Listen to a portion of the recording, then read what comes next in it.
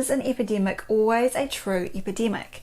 Or perhaps is the anatomy of the alleged epidemic something completely different from what is being widely portrayed? The major theme of virus mania is stated in the subtitle: how the medical industry continually invents epidemics, making billion-dollar profits at our expense. While to the uninitiated this might seem like a far-fetched idea, the aim of the book is to demonstrate that not only is this the case, but the problem has been building for decades. We're not saying that everyone is in on it. Most people are swept up by mass political and media campaigns and quickly stop asking fundamental questions about what other explanations might be closer to reality. You take the red pill, you stay in Wonderland, and I show you how deep the rabbit hole goes. I'm going to tell you about a strange phenomenon that happened in the United States over 60 years ago. An illustration of what can happen when politicians and the media get involved, and the subsequent manifestation of bizarre behaviour at a population level. The following account of what took place comes from a philosopher, Paul Watzlawick, in his book How Real is Real, and we also reference this in Virus Mania. In the 1950s, a strange epidemic broke out in the city of Seattle. Increasing numbers of car owners observed that their windshields were littered with small crater-like scratches. This phenomenon gained the upper hand so quickly that President Eisenhower, at the request of Washington State Governor Rossellini, sent a group of experts from the American Board of Standards to clear up the mystery. According to Don Jackson, who later summarized the process, the committee very quickly found that two theories about the windshields were circulating among the city's inhabitants. On the basis of one, the so-called fallout theory, recently held Russian nuclear tests had contaminated the atmosphere, and the radioactive deposit caused by this had been transformed into a glass corrosive dew in Seattle's damp climate. Keep in mind that this was a time in which anxiety about nuclear war was escalating. The Ashfelt's theoreticians, on the other hand, were convinced that the long stretches of freshly paved freeways, which Governor Rossellini's ambitious roadworks program had generated, sprayed acid drops against the previously untouched windshields, also influenced by Seattle's damp atmosphere. So there were two major theories in circulation, and it was probably a good thing that social media didn't exist. I can imagine that some of us would have been called fallout or asphalt acid deniers. Fact checkers perhaps declaring that yes, the science shows that the only way to get through the crisis is to keep your vehicle indoors with a windshield covering if you are going out in public. But fortunately, the crisis was resolved pretty quickly. It seems that in the 1950s, there were public servants who weren't so susceptible to hyped up theories and applied cooler minds to fundamental considerations about the windshield observations.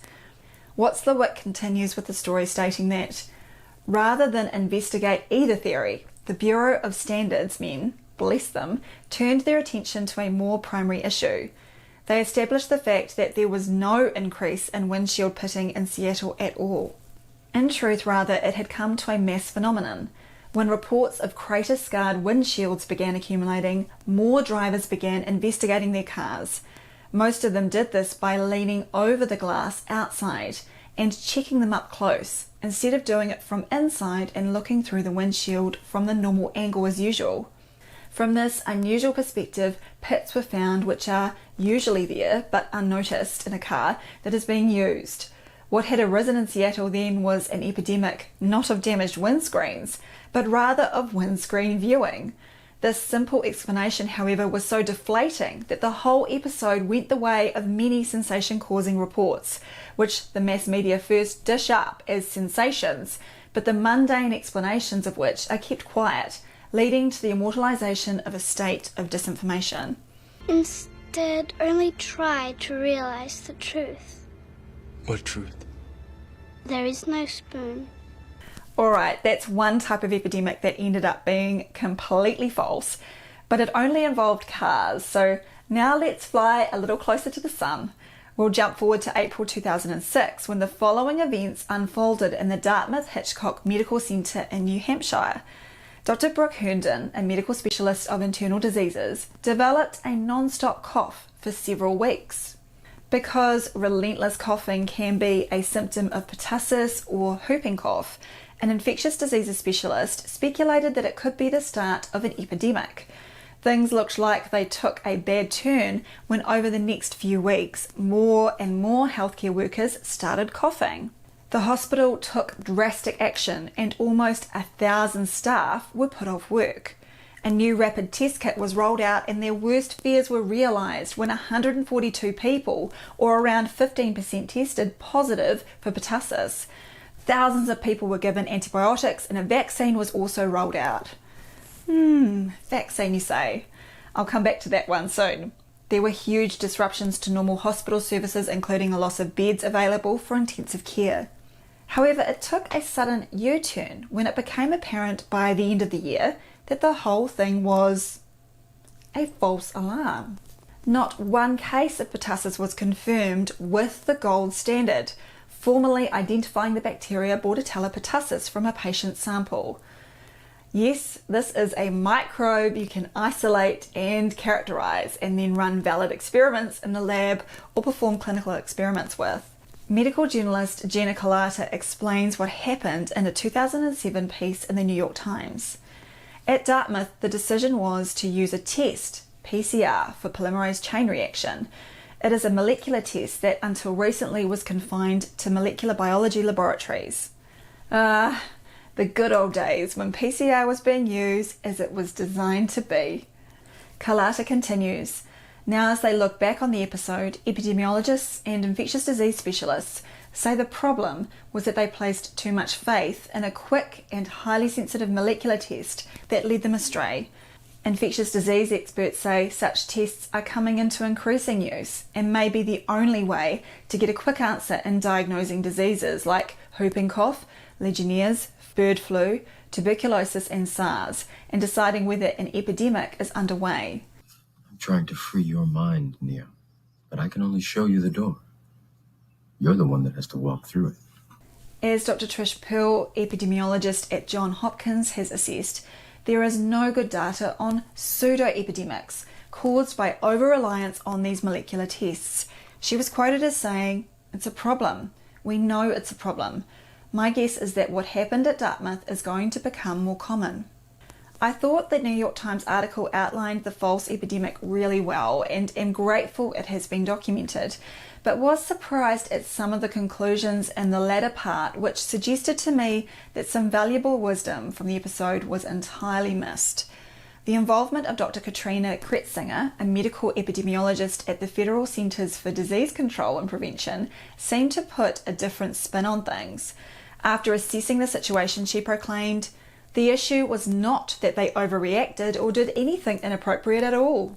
That seems like an odd conclusion to me, but the plot thickens in the following paragraph, which reads, "Before the 1940s, when a pertussis vaccine for children was introduced, whooping cough was a leading cause of death in young children.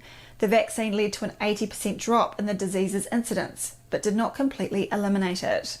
This seems an exaggeration to me unless the experience in the US was completely different than other places in the world. With regards to pertussis vaccines, here's a chart that we've included in Virus Mania. It shows the death rates attributed to pertussis of children under 15 years old in England and Wales. Like many diseases in the last 2 centuries, it is clear that there has been far more at play than vaccination schedules to explain the massive decrease in deaths. As I discussed in my vaccines and the immune system videos, these kind of estimates of beneficial effects seem disconnected from reality. As children get healthier and their environmental conditions improve, they are far less susceptible to these diseases. Terrain theory, anyone? Not quite what you were expecting, right? So let's dig a little deeper to see if the CDC themselves have any evidence to back up the fantastic benefits attributed to the pertussis vaccine. If we go to the CDC website, they show the following graph. Firstly, this shows cases and doesn't tell us about death rates, which we want to know if it's claimed to be a leading cause of death in children. Secondly, it shows that the reported cases appeared to be trending downwards for at least 15 years prior to the introduction of the vaccine. And it doesn't show the trend prior to 1922, which would be good to know about as well. That's why I contacted my friend Roman Bistrianic, as along with Suzanne Humphreys, they have a goldmine of disease information on their website, dissolvingillusions.com. I would also strongly recommend their 5-star book, Dissolving Illusions, which reveals that modern medical interventions and pharmaceuticals have very little to do with the vast improvements in health we experienced last century. And sure enough, Roman had the chart I was looking for. This chart was put together from official US departmental statistics and shows that the death rates from pertussis were clearly in massive decline by the time a vaccine came into widespread use in the late 1940s. Probably why that sort of chart isn't promoted by the CDC. It's quite a stretch to claim that the vaccine had much to do with controlling the disease at all. This is one of the patterns we discuss in Virus Mania, that with an increasing number of conditions we're told to be on a high alert for, and the misplaced faith in indirect tests such as PCR, the alleged solutions are shutdowns, lockdowns and vaccines. Keep in mind that in the Dartmouth experience, the PCR tests were completely unable to diagnose infection and the vaccines were rolled out unnecessarily. Despite this, the position from some health officials is that it was still the correct response. However, this plays down the enormous cost and collateral damage caused by these measures, and based on historical data, it continues to overestimate the effectiveness of vaccines. Are we getting into some sort of loop here? What did you just say? Nothing, just had a little deja vu. Now we get to another epidemic that I would like to discuss, but with this one we hit a little glitch in the matrix. In September last year, I interviewed Dr. Klaus Kernlein, specialist of internal medicine and author of Virus Mania. At that time, I had no idea that a week later I would be asked to join the team for the 3rd edition of the book. Klaus is a world expert in alleged epidemics, and my interview with him had 125,000 views when it was unexpectedly taken down by YouTube. He also did an interview in German with Russia Today, which had over 1 million views, which was also censored. But the good news is that my interview with him is alive and well over on Odyssey. If you haven't seen it before, I really encourage you to click on the link below in the description for what he called a PCR pandemic to complete the 3rd part of this investigation. I'm going to hang up this phone, and then I'm going to show these people what you don't want them to see. To help sustain my channel in this time of censorship, please support my work on Subscribestar. Link is in the description.